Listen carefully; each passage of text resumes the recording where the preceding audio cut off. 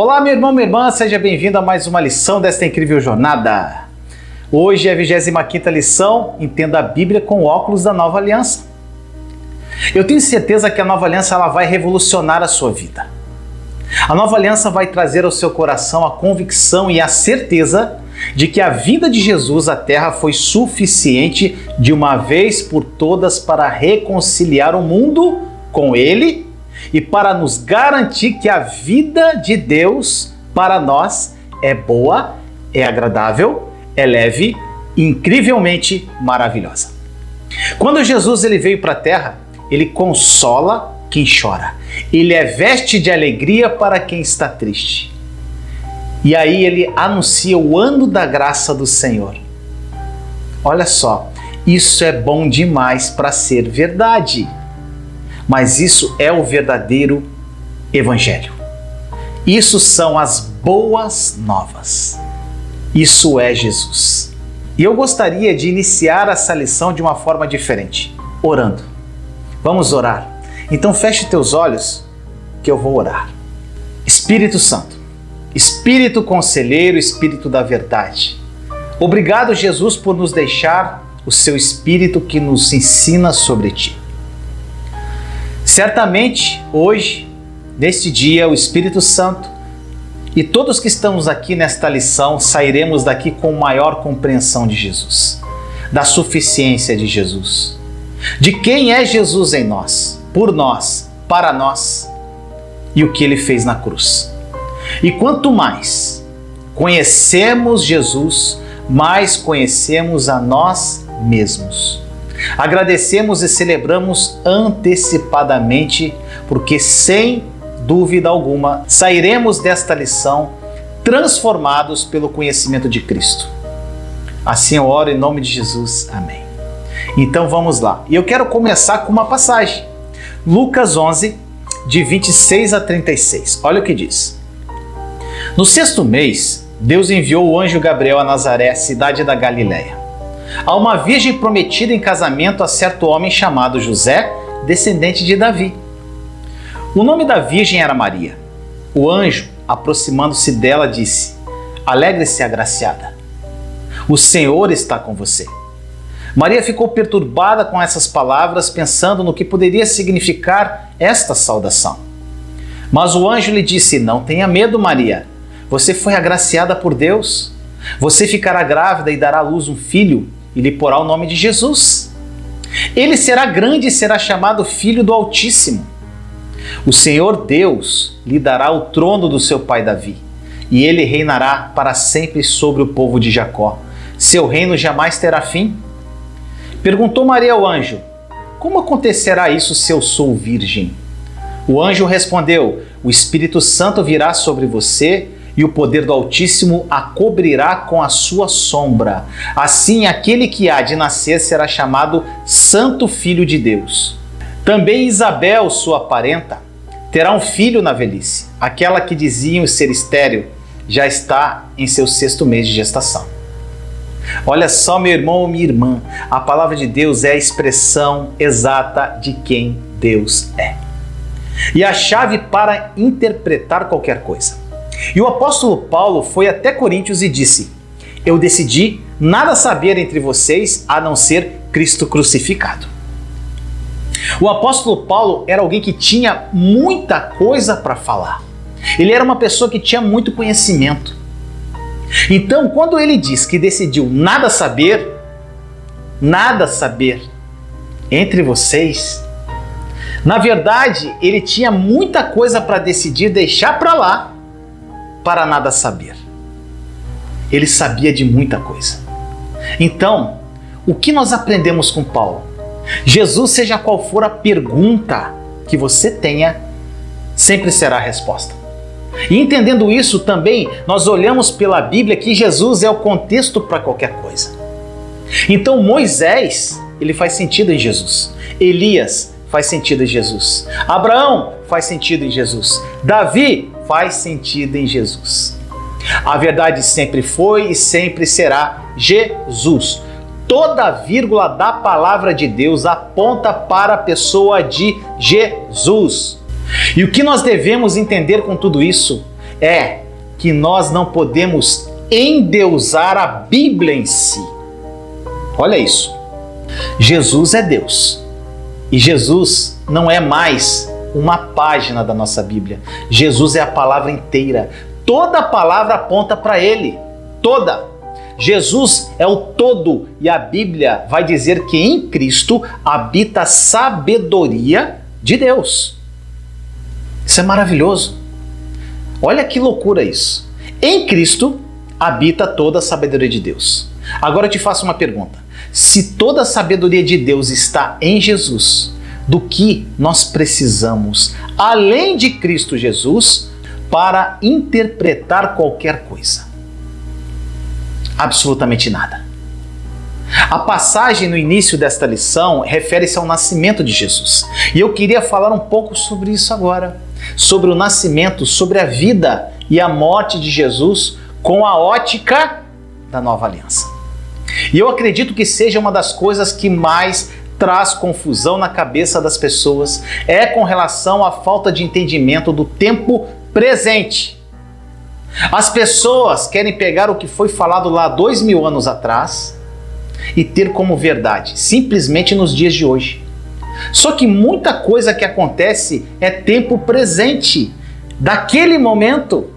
Cada momento tem uma realidade, cada momento da história, cada fato histórico tem uma realidade para um presente momento que fez sentido lá naquela época. Então, se nós pegarmos um texto de 5.000 anos atrás e quisermos trazer para hoje, como se fosse uma presente verdade agora, isso vai pirar nossa cabeça.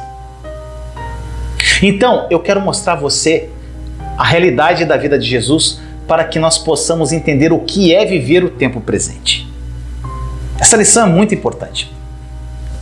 Existe algo que é muito complicado das pessoas entenderem e ficam muito confusas. Quando eu digo que nem tudo o que acontece é a vontade de Deus.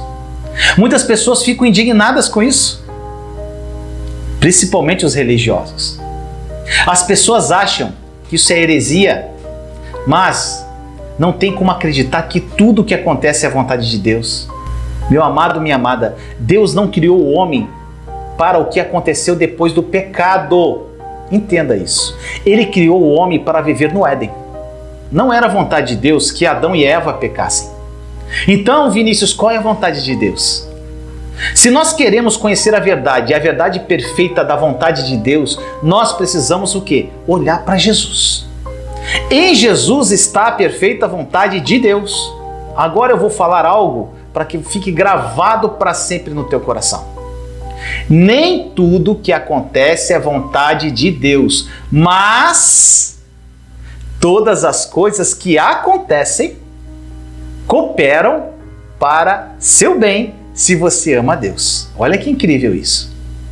Pode ser que não seja vontade de Deus o que aconteceu na tua vida, mas mesmo não sendo vontade de Deus, vai cooperar para o seu bem. Essa é a verdade da palavra de Deus. A vontade de Deus é Cristo. A vontade de Deus é Jesus. A vontade de Deus é o que é, antes do pecado existir. Você precisa entender isso. E quando nós endeusamos a Bíblia, a letra, e não a Jesus, a gente faz da letra a nossa lei e Jesus só mais um pedaço dela. Fique claro isso. E essa não é a verdade sobre a nossa vida agora, hoje. Escuta isso aqui, é muito simples. Quando Deus faz Adão, Deus fez Adão à imagem de Deus. E quem é a imagem de Deus? Jesus. Então Adão foi exatamente como Jesus. Concorda comigo? Exatamente, ele tinha a natureza de Deus, ele tinha a vida de Deus, ele tem um tipo de vida que só Deus tem. Só que Deus não é controlador. Nunca foi e nunca será controlador. Eu preciso discutir isso aqui agora, nessa lição, para responder talvez diversas dúvidas que você possa ter no seu coração. Alguns podem questionar assim: Vinícius, se Deus queria que Adão ficasse com ele, por que ele colocou a árvore do conhecimento do bem e do mal no jardim do Éden? É muito simples. Imagine eu chegar para você e falar assim: eu estou casado há 40 anos e a minha esposa nunca saiu de casa. Ela sempre ficou em casa. É um exemplo esdrúxulo para você entender. E sabe por que ela nunca saiu de casa? Porque eu nunca mostrei para ela que existe uma porta. E como ela não sabe que existe uma porta, ela ficou dentro de casa aos 40 anos. Exemplo louco, né? Mas você vai entender. Presta atenção. Ela não ficou em casa há 40 anos porque ela quer ficar comigo, não. Ela ficou em casa aos 40 anos porque ela não sabe que tem uma porta. Então, olha só, eu não sei com relação a você, mas eu não quero viver uma esposa que está presa a mim. Eu quero viver com a esposa que, mesmo livre, prefere ficar comigo. Então, quando Jesus coloca a árvore do conhecimento do bem e do mal, mostrando a porta ao homem, dizendo assim: ó, eu amo você e eu quero que você fique aqui comigo. A minha vontade é para que você fique comigo, mas eu não posso ser seu controlador que faz alguém sem direito de escolha. Então você escolhe. A soberania de Deus não anula o livre arbítrio do homem. A nossa ideia, a nossa teologia, a nossa forma de pensar, ela é muito temporal. E Deus não é temporal. Deus não está preso a segundo, a hora, a dia do ano. Deus é atemporal e a verdade é que nós também somos atemporais agora porque nós estamos sentados no mesmo lugar que Ele. Está entendendo? Efésios 2,6 diz que nós estamos assentados nos lugares celestiais em Cristo. A verdade é que as coisas temporais não podem mudar as coisas atemporais. Então deixa eu te dizer uma coisa.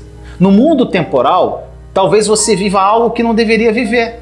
Por exemplo, talvez você esteja doente, ou talvez você está passando por uma dificuldade financeira, ou ainda passando por um momento de sofrimento agora, mas você não pode se limitar a segundo, minuto e hora, sendo que Deus já definiu você lá na eternidade. Tá pegando? Então, quando nós falamos sobre a palavra da fé e cremos que nós estamos assentados em Cristo, de que o sofrimento está debaixo de nossos pés, que a miséria está debaixo dos nossos pés e que a enfermidade está debaixo dos nossos pés, nós não estamos negando a existência disso. Nós estamos negando o seguinte: eu não me defino por minuto, hora e segundo. Eu me defino de acordo com o que Deus me define. E se Deus me define no mundo atemporal, eu também me defino lá. E lá, nesse mundo atemporal, eu sou curado, eu sou sarado, eu sou corajoso, eu tenho vida, eu tenho alegria, eu tenho paz. É lá que eu me defino. É de lá que vem a minha fé. É desse lugar que eu enxergo.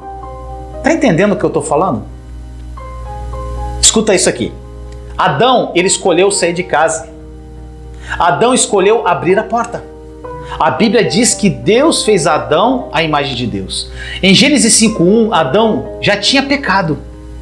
E depois que Adão pecou, a Bíblia diz que Adão gerou homens, agora segundo a sua imagem. Repare, Adão tinha a imagem de Deus. Adão perde a imagem de Deus porque escolheu sair de casa, e quando ele perde a sua natureza, quando ele perde a sua imagem verdadeira, ele perde sua vida e agora ele pode gerar filhos segundo a sua imagem caída. E é por isso que em Romanos 5 diz que todos pecaram em Adão, porque você e eu somos filhos de Adão. Compreende isso? Todos nós nascemos como filhos de Adão.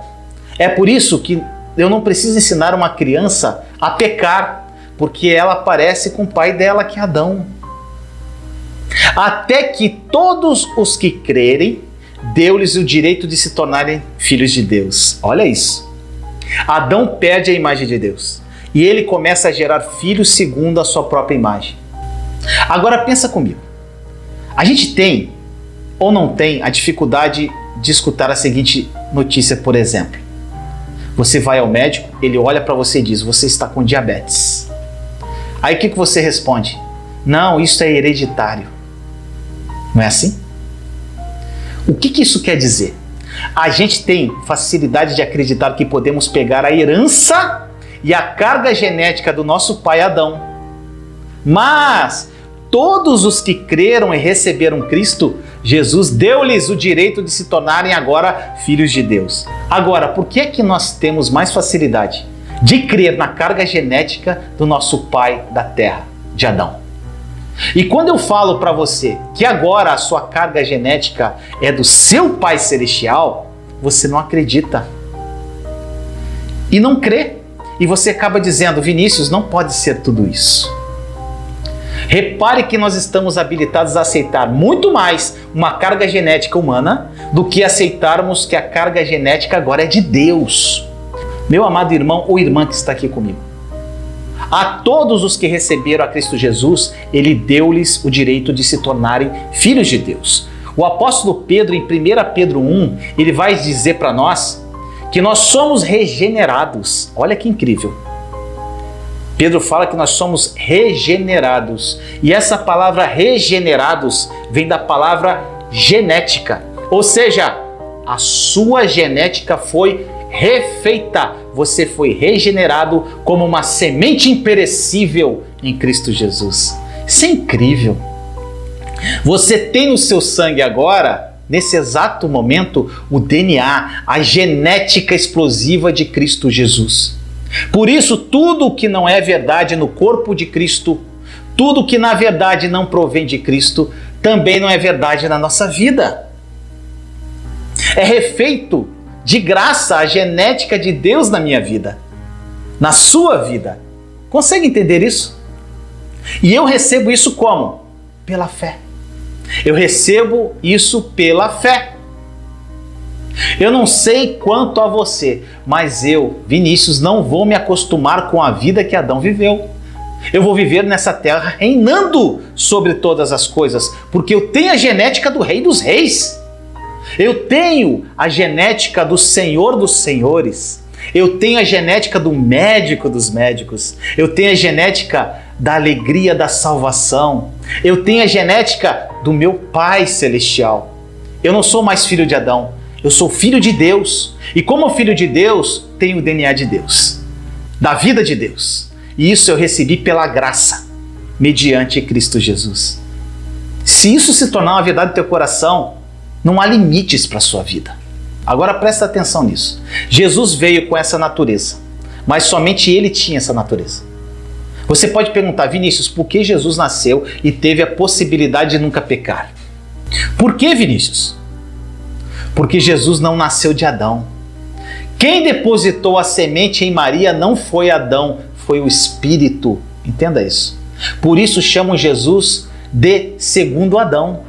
Por que você acha que a Bíblia chama Jesus de segundo Adão em 1 Coríntios 15:45? Porque o primeiro Adão estabelece uma cabeça e o segundo Adão vem estabelecer outra.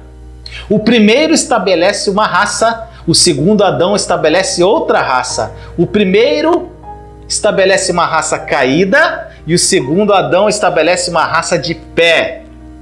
O primeiro Adão estabelece uma raça doente, ferida, miserável, caída, assassina, fugitiva, que negocia valores, que negocia princípios, que não ama, que não tem provisão para amar a Deus. E além disso, não tem provisão para amar ao próximo mais do que a si mesmo. Que não consegue colocar Deus no primeiro lugar. Que olha para o outro como sendo alguém superior. Jesus não. Ele vem agora estabelecer uma nova raça. E essa nova raça vem governar de uma forma totalmente diferente. E para você entender o contexto desta lição aqui, eu vou falar agora do período em que Jesus nasceu até o período que ele morreu, de uma forma muito resumida. Então presta atenção no que Jesus diz em Lucas 4, versículos 18 e 19. O Espírito do Senhor está sobre mim, porque Ele me ungiu para pregar boas novas aos pobres. Ele me enviou para proclamar liberdade aos presos e recuperação da vista aos cegos, para libertar os oprimidos e proclamar o ano da graça do Senhor. Olha só, aqui Jesus está no meio da sinagoga. De repente ele abre a Bíblia, que na época era chamada de Torá, e lê o contido em Isaías 61, 1 e 2. Olha o que diz em Isaías 61, 1 e 2. O Espírito do Senhor está sobre mim, porque o Senhor me ungiu para pregar as boas novas aos mansos, enviou-me a restaurar os contritos de coração e proclamar liberdade aos cativos e abertura da prisão aos presos, a apregoar o ano aceitável do Senhor e o dia da vingança do nosso Deus, a consolar todos os tristes. Olha isso. No verso 19 de Lucas 4, Jesus disse que ele veio proclamar o ano da graça do Senhor. Isaías 61 diz que ele viria para apregoar o dia da vingança do nosso Deus. O dia do quê? Vingança do nosso Deus. Olha só, fique atento a isso aqui. Isaías, ele profetizou a vingança do nosso Deus, ou seja, a ira derramada de Deus que se daria em seu Filho Jesus na cruz do Calvário. E por que Deus derramaria sua ira? Aí ele continua em Isaías 61, 2 e 3. A consolar todos os tristes, a ordenar acerca dos tristes de Sião que se lhes dê glória em vez de cinza, óleo de gozo em vez de tristeza, vestes de louvor em vez de espírito angustiado, a fim de que se chamem árvores de justiça, plantações do Senhor, para que ele seja glorificado. O que isso tudo quer dizer, Vinícius? Que tudo se cumpre em Jesus quando ele diz que nele, através da sua morte e ressurreição, viria o tempo da graça. Então repare que Jesus nunca disse que o Espírito do Senhor está sobre ele para piorar a nossa vida, mas o Espírito do Senhor estava sobre ele para que no final da sua obra os tristes fossem consolados, que receberíamos pranto de alegria ao invés de coroa de cinzas, manto de louvor ao invés de espírito deprimido. Incrível! Nós vamos entender um pouco da vida de Jesus então. Olha só, do 0 aos 30 anos, a Bíblia não fala absolutamente nada da vida de Jesus, a não ser quando ele se pede da sua mãe com 12 anos de idade e vai ensinar no templo. É a única coisa que a Bíblia fala. E também diz o seguinte, que nesse período Jesus estava crescendo no Espírito e na graça.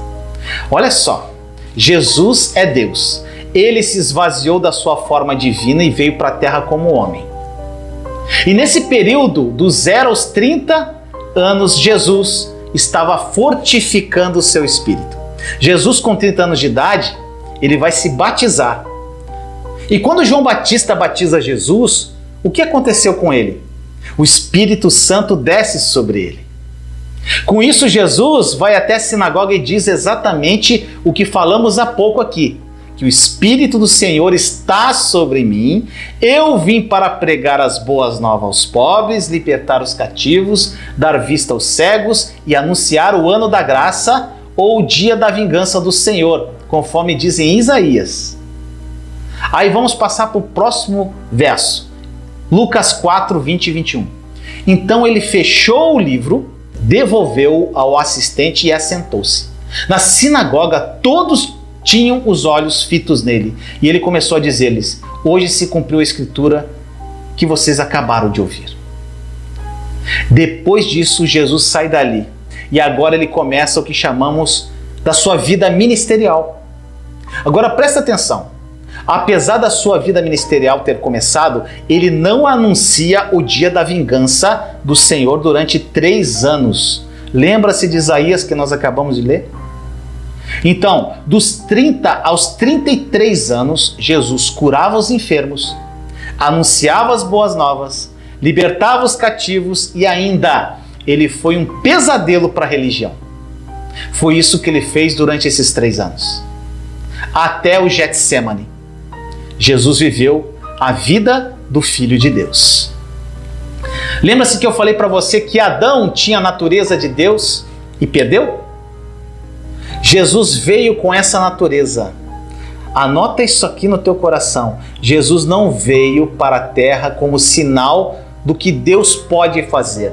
Jesus veio para a terra para mostrar que o Filho de Deus pode fazer. Tem gente que fala que não é possível fazer o que Jesus fez, pois ele é Deus. Não é isso, ele veio para ensinar que o Filho de Deus pode fazer. Consegue entender? Entenda isso, o Filho de Deus pode fazer. Dos 30 até o Getsemane, Jesus foi ele, demonstrando o que o Filho de Deus pode fazer. Demonstrando o que você pode fazer, porque você é filho. É o que alguém em perfeito estado de justiça pode fazer. É o que alguém que tem a natureza de Deus pode fazer. Ele anda sobre as águas, as tempestades obedecem. Ele passava e as pessoas eram curadas. É uma loucura o que acontece. Tudo isso não é o que Deus pode fazer. Escute, é o que o Filho de Deus pode fazer. Que isso fique gravado no teu coração. Agora, sabe o que aconteceu no Getsemane? Foi lá que Jesus se tornou você. Foi lá que Jesus deixou a vida dele e pegou a sua. Como assim, Vinícius? Dos 30 ao Getsemane, Jesus viveu a vida do Filho de Deus, vivendo a vida dele. E do Getsemane até a cruz, Jesus pegou a minha e a sua vida e começou a vivê-la. A minha e a sua vida. Ele começa agora a pegar o meu lugar. Ele agora começa a pegar o meu desespero. Por isso ele começa a suar sangue e começa a viver a vida que eu merecia ter. Ou seja, uma vida de costas para o Pai. Por isso ele começa a desesperar. É como se ele dissesse assim: Pai, existe outra forma, outra maneira de fazer justiça, Pai? Existe outra forma de salvar a humanidade, Papai? Que não seja pegar o lugar dele? Porque se eu pegar o lugar dele, o Senhor terá que virar as costas para mim. Mas que seja feita a tua vontade. Você sabe dessa história. Jesus sai dali preso e é maltratado. E eles batem em Jesus, fazem com que Jesus, tudo o que ele não merecia. Por quê? Lembra que eu falei para você no início da lição? Uma parte da escritura que diz que o Espírito de Deus está sobre mim para pregar o Evangelho, libertar os cativos, dar vista aos cegos. Aqui era Jesus pegando o meu lugar ou Jesus sendo Jesus. O que você acha? Pensa aí. É Jesus sendo Jesus. Concorda? Agora na parte que ele diz assim, o dia da vingança do Senhor. Agora para você entender de uma forma profunda. Dos 30 aos 33 anos, teve muita coisa que Jesus fez e falou que era coisa do presente momento que ele estava vivendo. Tem coisa que Jesus falou dos 30 aos 33 anos de idade que não funcionam hoje. E por que não funciona hoje? Simples, eu vou te explicar. Um dia a mulher sírio-fenícia, que não era judia, chegou até Jesus para ele curar o filho dela. Sabe o que o Jesus disse para ela? Foi como se ele falasse: cachorrinho, eu não posso falar com você. Agora você consegue imaginar Jesus falando isso hoje? Eu não consigo. Por que não? Porque não é mais o tempo presente. Aquele momento Jesus estava dos 30 aos 33 anos, ou seja, ele tinha que fazer um papel dele. O papel dele como judeu, pregando para judeu. Outra coisa que Jesus fez, ele cura o cego lá em Betesda. Depois da cura, ele olha para o cego e diz: agora você vai lá na sinagoga, mata um animal, oferece o sacrifício e se apresenta aos sacerdotes. Você consegue imaginar Jesus curando alguém hoje, dizendo: agora você mata o animal, oferece lá na sinagoga, depois se apresenta ao pastor? Você consegue ver isso? Mas foi o que Jesus falou. Sim, ele falou, mas está fora do tempo, entende? Não é mais aquele presente momento. Outra coisa simples que Jesus também fez foi o Pai Nosso. Olha só, como que faz o Pai Nosso depois da cruz? Presta atenção. Jesus diz assim: Pai Nosso que estais no céu. Certo? Sim. Santificado seja o vosso nome. Certo? Sim.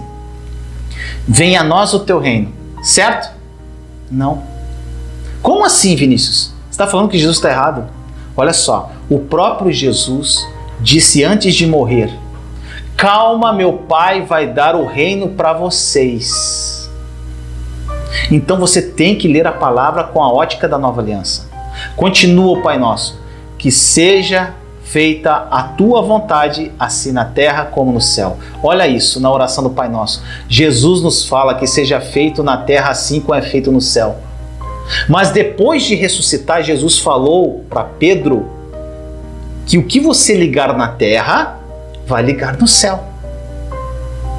Olha isso. Continuando. O pão nosso de cada dia dai-nos hoje.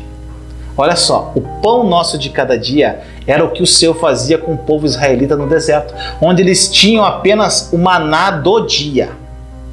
Só que este maná de todo dia somente existiu no deserto.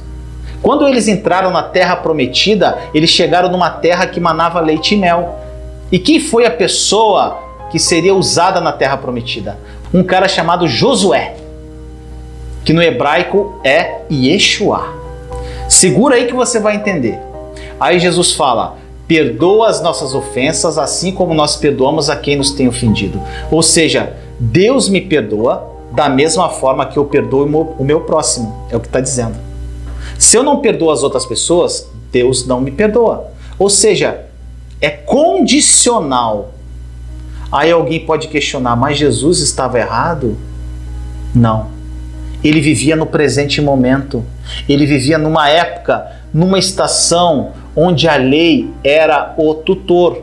E a lei é Deus sendo condicional à sua vida. Ou seja, quem perdoa é perdoado. Quem não perdoa não é. Agora alguém pode falar assim: como alguém anula a oração do Pai Nosso que Jesus fez? Meu amado ou minha amada, não é anular. É colocar no lugar onde ela tem que estar. Você consegue entender isso? É profundo esse entendimento, mas é libertador. Olha só, a primeira Bíblia nos diz que nós já fomos perdoados em Cristo Jesus. Por isso nós perdoamos. Não é mais assim. Deus olha para mim e vê como eu perdoei aquela pessoa e agora o Senhor pode fazer igual para mim. Agora não é mais assim. Agora eu olho para Deus e vejo o que Ele fez por mim através da obra consumada da cruz. E eu copio Ele, sendo misericordioso como Ele, perdoando. Resumindo, não é mais assim. Eu perdoo para que Ele me perdoe. Mas, como o Senhor me perdoa, eu perdoo. Deus, se o Senhor me perdoa, é impossível eu negar perdão para o meu próximo. Tá entendendo a diferença? Então o que eu quero passar para você nessa lição é que você tem que ter um entendimento da nova aliança para ler a palavra de Deus. Além disso, eu quero que você entenda o que é o presente momento. Outra coisa que Jesus fez: Ele cumpre a lei. Mas qual lei que Ele cumpriu? Muitas pessoas dizem: Jesus não veio para abolir a lei, mas para cumpri-la. Eu concordo, mas eu volto a perguntar: qual lei que Jesus cumpriu? Porque a lei diz para não fazer nada no sábado. Mas Jesus curava no sábado. A lei diz para não tocar nos leprosos, e Jesus tocava. A lei dizia para não falar com os samaritanos, e Ele falava. Então qual lei que Ele cumpriu? Ele cumpriu, sabe qual lei? A lei de Deus, e não a lei da religião judaica.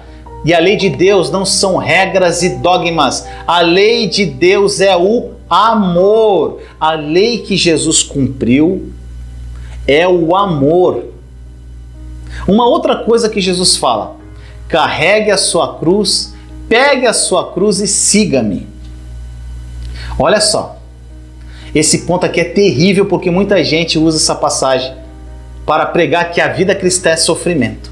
Jesus, nesta ocasião, estava falando para várias pessoas que achavam que ele seria rei de Israel.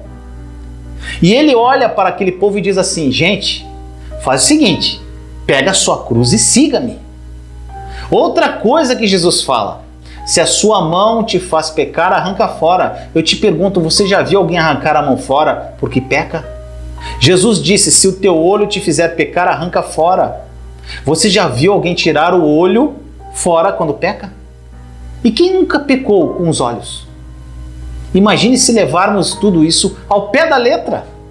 O que Jesus estava fazendo? Jesus estava vivendo um presente tempo, naquele presente momento. Quando Jesus diz para carregarmos a nossa cruz, ele estava dizendo que aquele que quisesse carregar a sua própria cruz por si mesmo perderia a sua própria vida, mas aquele que perder a sua vida por amor de mim, achá-la-á.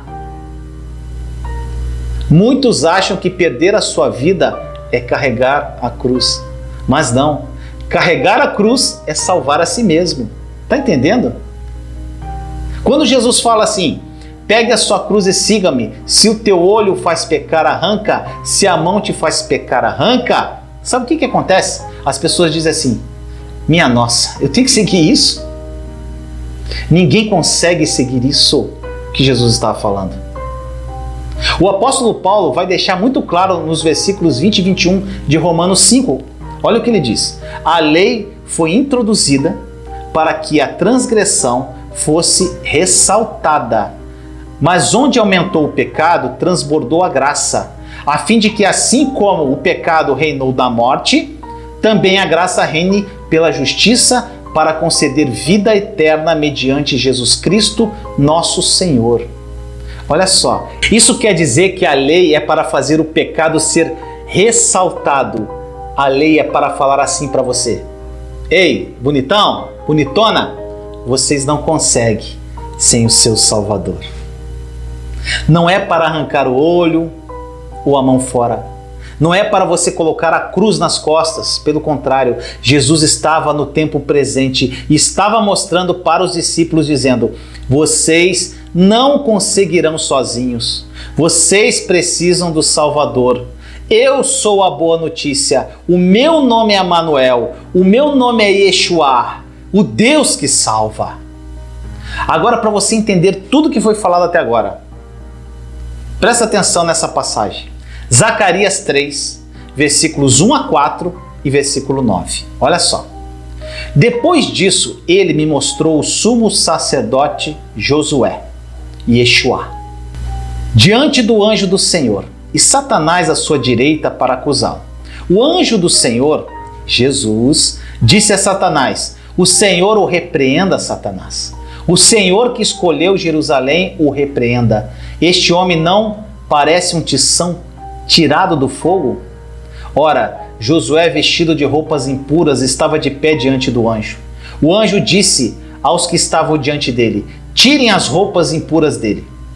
Depois disse a Josué, veja, eu tirei de você o seu pecado e coloquei vestes nobres sobre você. Vejam a pedra que coloquei na frente de Josué. Ela tem 7 pares de olhos. Isso está em Apocalipse 5,6, que diz que o Cordeiro de Deus tem 7 olhos. E eu gravarei nela uma inscrição, declara o Senhor dos Exércitos. E aqui, e removerei o pecado desta terra num único dia. Olha isso aqui, o Senhor dos Exércitos diz que ele vai remover o pecado em quanto tempo? Um dia. Agora, que dia é esse? Que dia é esse? O dia da vingança de Deus. Lembra-se da passagem de Isaías no início da lição? Agora, para você entender, o pecado ele gerou ira, porque Deus que é santo e com isso ele tem que ficar irado com o pecado. Com isso Deus pega toda a sua ira e ao invés de depositar sobre a terra, ele faz vingança. Só que a vingança de Deus não é do tipo da nossa. A vingança de Deus não é quem faz paga. A vingança de Deus é assim, eu o amo demais para ele pagar. E eu sou justo demais para ele não pagar. Então, põe sobre mim mesmo. Olha que coisa linda. O pecado gerou a ira de Deus. Ele é santo. Só que a ira de Deus, a Bíblia chama de ira de fogo. Por isso a Bíblia diz na passagem de Zacarias, que já lemos que a ira não parece um tição tirado do fogo, tirado da ira, que a gente acabou de ler aqui. Porque foi tirado. Agora, por que foi tirado da ira? Deus anulou a ira? Não, porque no dia da vingança do Senhor, ele deposita a ira sobre ele mesmo, na figura do seu filho. Isso é muito profundo. Você vai entender perfeitamente onde eu quero chegar. Romanos 5,12 diz: portanto, da mesma forma como o pecado entrou no mundo por um homem, e pelo pecado a morte, assim também a morte veio a todos os homens, porque todos pecaram. 2 Coríntios 5,19, ou seja, que Deus em Cristo estava reconciliando consigo o mundo, não lançando em conta os pecados dos homens, e nos confiou a mensagem da reconciliação. Olha isso, Deus ele reconciliou o mundo com ele através de Jesus. O verbo está aqui no passado, ou seja, nós já fomos reconciliados.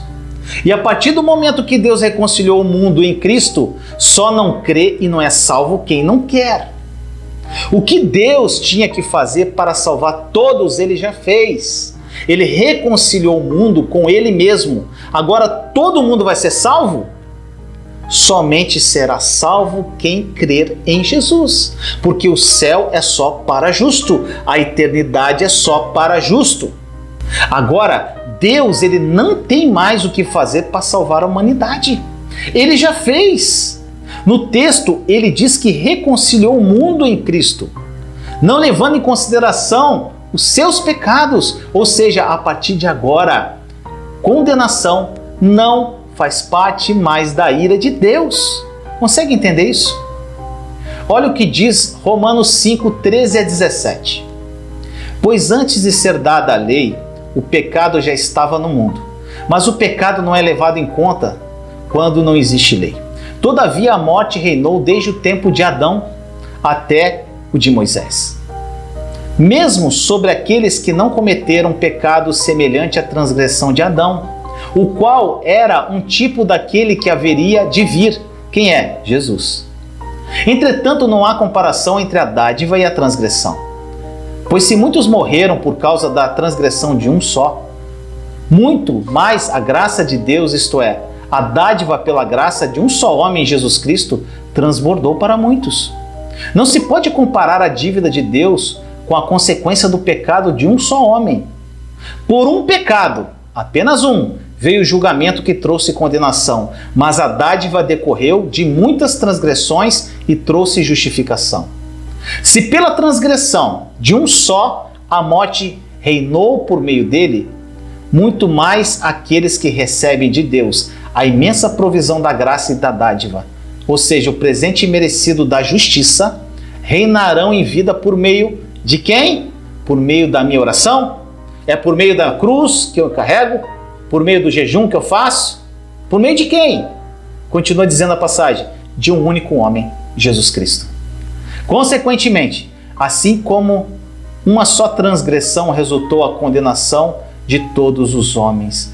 Olha só, quando você olha uma pessoa e você condena essa pessoa, você está avaliando ela pelo que Adão fez. Quando você vê pessoas afundadas no pecado, não julgue. É a natureza de Adão que está ali. Se você quer que alguém que é filho de Adão ande como Cristo, é a mesma coisa que pedir para peixe voar. Esquece isso, irmão, irmã. Quando você assistir TV, ao invés de ficar julgando, olha o que essas pessoas estão fazendo, olha como elas estão dançando, olha isso, olha aquilo, fica quieto. Ao invés de ficar julgando os nossos governantes, fica quieto. Ao invés de ficar observando como a menina está dançando, cala a boca. Quem fez isso foi Adão. Ao invés de ver o que Adão fez, por que você não olha para a pessoa e imagina aquela pessoa depois do que Cristo fez? A Bíblia diz que Jesus não precisa fazer mais nada para reconciliar essa pessoa com Ele. Absolutamente nada. Tudo que essa pessoa precisa é de um segundo na vida dela, é dizer, eu creio em Jesus. Continuando a passagem de Romanos, assim também um só ato de justiça resultou na justificação que traz vida a todos os homens. Traz vida a quantos homens que diz aqui? Todos. E o que você precisa entender é que, primeiro, o que veio por Adão não é por vontade de Deus. Tudo que você vê na terra, que só existe depois do pecado de Adão, não é a vontade de Deus. Se fosse Deus, não enviaria Jesus como segundo Adão e deixaria todo mundo viver pelo primeiro. Não concorda comigo?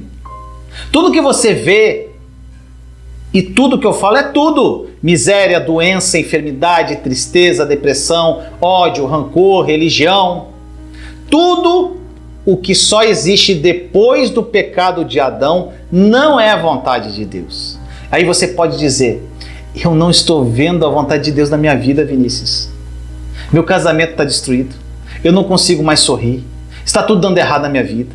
O que Deus está fazendo comigo para me provar? Misericórdia, meu irmão, minha irmã, se você pensa assim. Tiago vai dizer: nunca diga que você está sendo tentado por Deus, porque Deus não é tentado por ninguém e a ninguém tenta. Agora, toda boa dádiva, toda vida, toda alegria, isso sim vem do Pai. Isso vem do Pai das luzes, em quem não há sombra de variação. Sabe aquelas pessoas que dizem que depois que você conhece Jesus piora? A vida piora? Isso é mentira. Mentira. A vida com Cristo é incrível e maravilhosa. A segunda coisa que você precisa entender é que Jesus é a vontade de Deus. Que isso fique bem claro. Quando a Bíblia diz que nós somos como Ele é, isso está no tempo presente. Então é hoje, é agora. A Bíblia não diz como Jesus foi, nós somos. A Bíblia diz que nós somos como Ele é agora, exato nesse momento que você está assistindo essa lição. Agora, hoje. Aqui está uma questão importante. Tem muita gente querendo ser como Jesus foi. Jesus sofreu para aprender e realmente foi assim, porque era o tempo presente na época de Jesus. Alguns falam assim: vamos ser como Jesus, vamos carregar a cruz. Como sofrimento, gente. Vamos ser como Jesus, vamos ser como Jesus. Se você quer ser como Jesus era antes da cruz, eu te dou um conselho: vira judeu. João não diz que como ele foi, nós somos. Foi lá atrás. Mas diz que como ele é, nós nos tornamos, ou seja, agora. E uma pergunta: nesse exato momento, Jesus tem cruz ou ele tem coroa? Ele tem cruz ou coroa? Nesse exato momento, Jesus está suando sangue porque não quer fazer a obra do Pai, ou ele está desfrutando do fruto do seu penoso trabalho, que é a igreja? Ele é o primeiro que está satisfeito com a sua obra.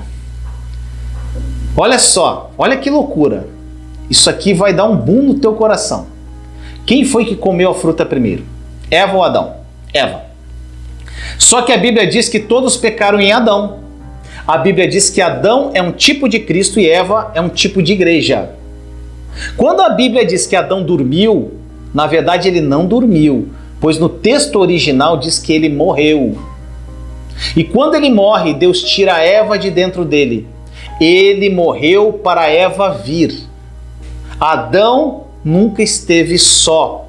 Eles eram uma só, uma coisa só, dois em um. Adão morre e Deus tira Eva da costela de Adão. Então Eva come a fruta. Aí eu pergunto: o que aconteceu quando ela comeu a fruta? Nada. Adão comeu a fruta e o que aconteceu? Todos pecaram. Agora, Jesus é o nosso segundo Adão.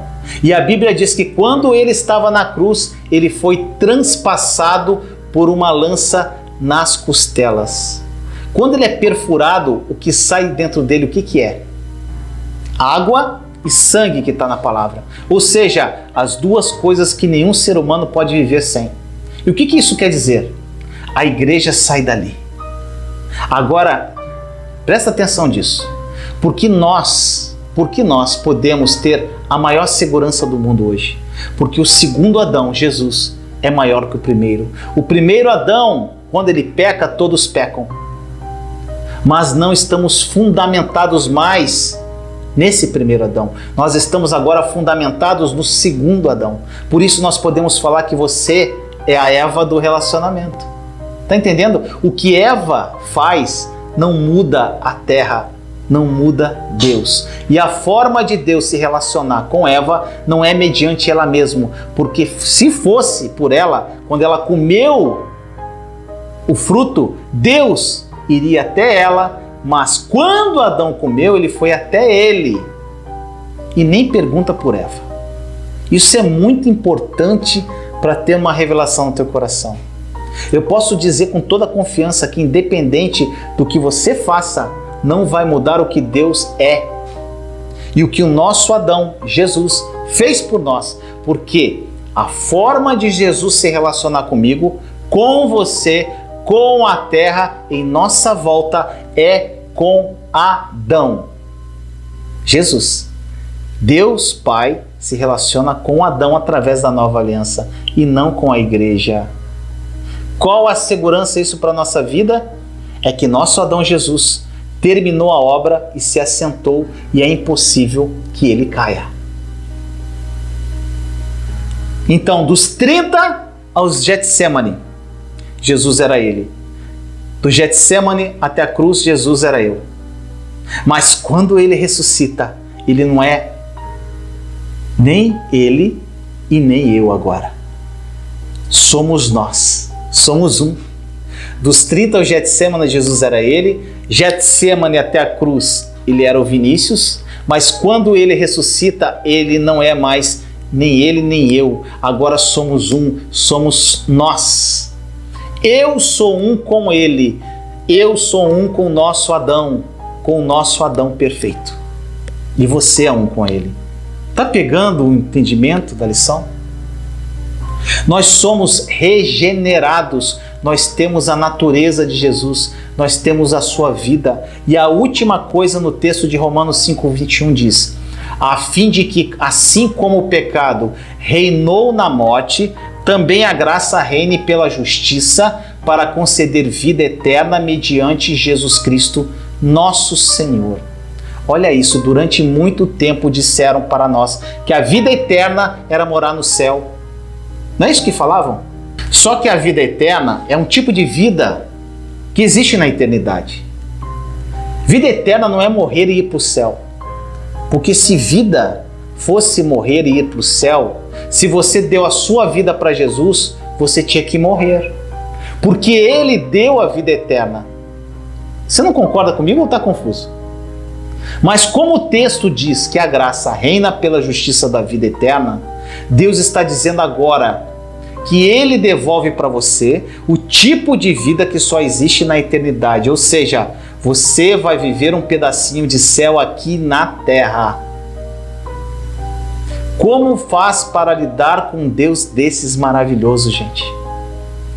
A religião fez de Deus um esquizofrênico, que dá com uma mão e tira com a outra, que pede 10 para te dar 20. Ele só pode abençoar se abençoar ele primeiro. A única coisa que Deus não tinha antes de você era você mesmo. Deus só não tinha uma coisa, meu irmão ou minha irmã. Deus só perdeu uma coisa, que foi você. Então não tinha o que Ele pedir a não ser você. E você pode perguntar: Vinícius, e o que fazer nos momentos da vida onde as coisas parecem mais com a vida do primeiro Adão do que com Cristo? Eu tenho certeza que você pode estar questionando isso. A pergunta é: se Deus é tão bom, por que tem tanto mal? É simples. Deus não é o doador do mal, Ele é bom. Adão pecou e colocou a terra sob maldição. A maldição, essa que é governada pelo diabo. Então a maldição veio por ele, através dele, por causa dele, do diabo. Deus nos salvou disso, enviando-nos Cristo Jesus, e agora nós estamos inseridos em Cristo Jesus, e por estarmos inseridos nele, não podemos esperar algo de nossa vida que seja diferente da dele, da vida dele. O problema é que nós queremos explicar tudo, e quando queremos explicar tudo, perdemos o agora. Perdemos o momento por estarmos ocupados demais com o futuro, ocupado demais com o passado. Neste exato momento, nesse segundo, agora que você está me ouvindo, não sei quando vai ser, você é amado, você é favorecido, você é abençoado, você é eleito, você é conquistado, você é escolhido, você é abençoado, você é protegido, guardado, escondido. Agora, nesse momento. Então, faça o seguinte, viva o presente. Não deixe a sua boca falar sobre você, nem sobre a sua vida, o que Adão fala sobre a dele.